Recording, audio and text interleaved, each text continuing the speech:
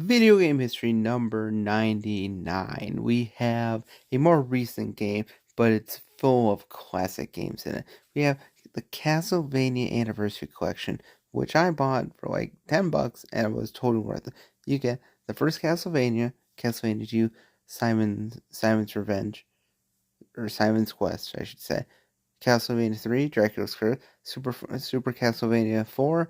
You have both the games for the Game Boy Color, Kid Dracula, and of course, my favorite Castlevania game of all time, Bloodline.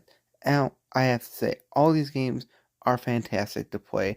They've been beautifully reimagined on the 360, PS4, and Nintendo Switch. Well, not reimagined, it's still the same game, but you can play them on these new systems, and they're great. The original Castlevania is still fantastic. It is still hard to tell. Simon's Quest is still confusing at times, but pretty easy overall. Dracula's Quest as a game is probably one of the best in the series, but just feels janky.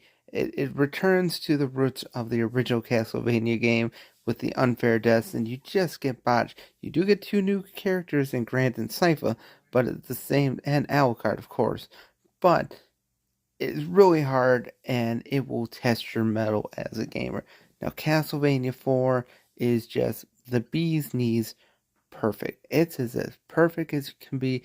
The movement feels great, the gameplay feels excellent, the choppiness of the original Castlevania games is gone.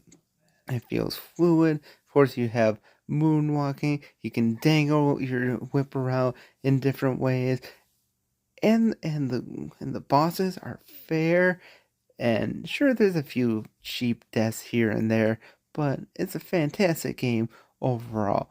I've yet to play the Game Boy games, but it's still classic 2D Dracula or Castlevania on the go on a handheld, just using a controller. It's pretty good.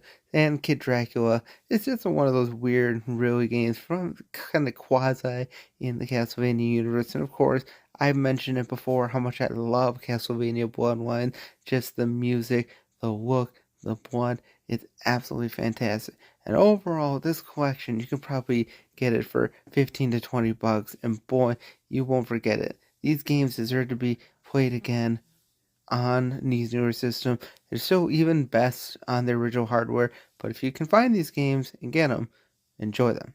Have a great day, and as always, God bless.